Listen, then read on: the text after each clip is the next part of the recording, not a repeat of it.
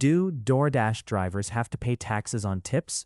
Yes, and it's more important than many people realize. Tips aren't optional income. The IRS considers all tips taxable, even cash you receive directly from customers. This means every dollar you earn from tips must be reported on your tax return. Ignoring tip income can trigger penalties and interest. Even if it feels small, it adds up over the year. Tips count toward your total earnings, which affects your tax bracket. More tips can mean higher taxes owed.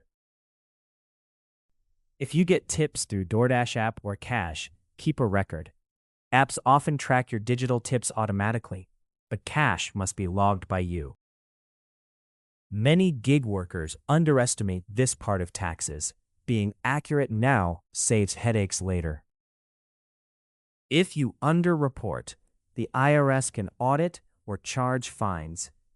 It's easier to stay compliant than deal with penalties. Remember, taxes on tips are part of your total independent contractor income.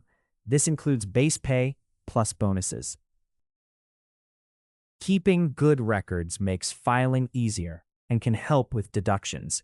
Mileage, supplies, and other business costs can reduce your taxable income.